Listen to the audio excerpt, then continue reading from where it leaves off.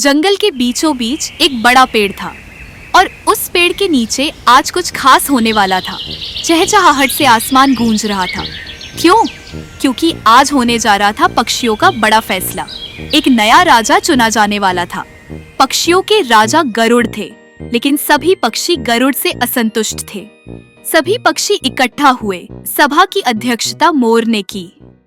साथियों, गरुड़ जी हमारे राजा है, पर मुझे यह कहते हुए बहुत दुख होता है कि उनके राज में हम पक्षियों की दशा बहुत खराब हो गई है।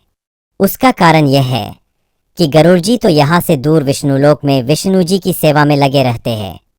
हमारी ओर ध्यान देने का उन्हें समय ही नहीं मिलता। हमें अपनी समस्याएं लेकर फरियाद करने जंगली चौपायों के राजा सिंह के पास जाना पड़ता है। हमारी गिनती न 3 में रह गई है, न 13 में। अब हमें क्या करना चाहिए, यही विचारने के लिए यह सभा बुलाई गई है। हुदहुद ने प्रस्ताव रखा। हमें नया राजा चुनना चाहिए जो हमारी समस्याएं हल करे और दूसरे राजाओं के बीच बैठकर हम पक्षियों को जीव जगत में सम्मान दिलाए।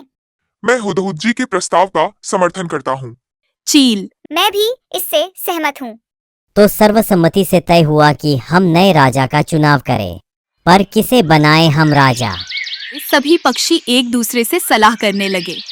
काफी देर के बाद सारस ने अपना मुंह खोला। मैं राजा पद के लिए उल्लू जी का नाम पेश करता हूँ। वे बुद्धिमान हैं, उनकी आंखें तेजस्वी हैं, स्वभाव अति गंभीर है, ठीक वैसे जैसे राजा को शोभा देता है। हार्नबिल सहमति में सिर हिलाते हुए, सारस जी का सुझाव बहुत दूरदर्शितापूर्ण है।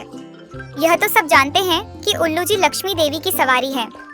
उल्लू हमारे राजा बन गए तो हमारा दरिद्रता दूर हो जाएगा। लक्ष्मी जी का नाम सुनते ही सब पर जादू सा प्रभाव हुआ। सभी पक्षी उल्लू को राजा बनाने पर राजी हो गए। ठीक है, मैं उल्लू जी से प्रार्थना करता हूँ कि वे कुछ शब्द बोले। भाइयों, आपने राजा पद पर मुझे बिठाने का जो निर्णय किया, उससे मैं गदगद हो गया हूँ।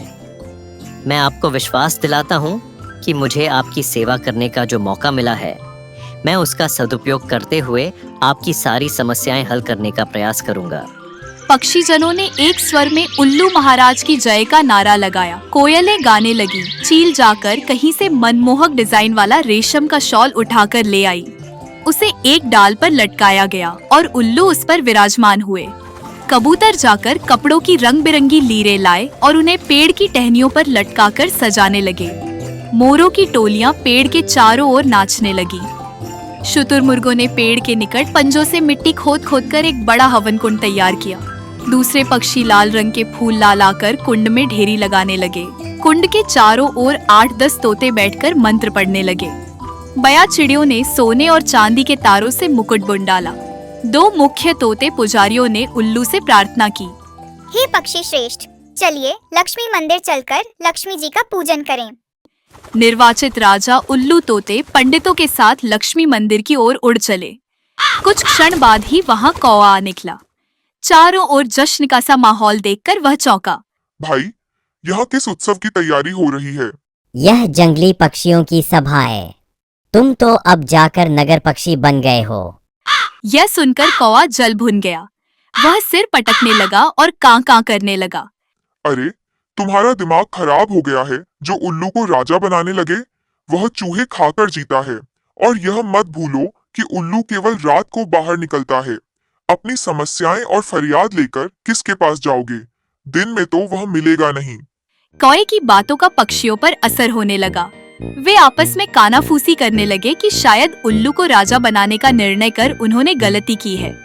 धीरे धीरे सारे पक्षी वहाँ से खिसकने लगे। जब उल्लू लक्ष्मी पूजन कर तोतों के साथ लौटा तो सारा राज्याभिषेक स्थल सूना पड़ा था। सब कहाँ गए? कौआ आकर सबको उल्टी पट्टी पड़ा गया। सब चले गए। अब कोई राज्याभिषेक नहीं होगा। उल्लू चोंच पीस कर रह गया। राजा बनने का सपना चूर चूर हो गया। तब से उल्लू कौओं का वैरी बन गया और उन्हें देखते ही उस पर झपटता है। सीख, कियों में दूसरों के रंग में भंग डालने की आदत होती है और वे उम्र भर की दुश्मनी मोल ले बैठते हैं।